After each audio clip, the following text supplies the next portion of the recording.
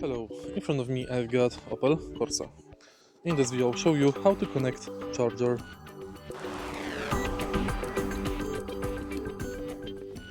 In the beginning, take the charger and take a look right here. Open this cover, and now, depending what you are connecting. Firstly, you can connect simply this charger here, and in case you are using the 100 kW charger, remove it and connect the whole charger like this. Now,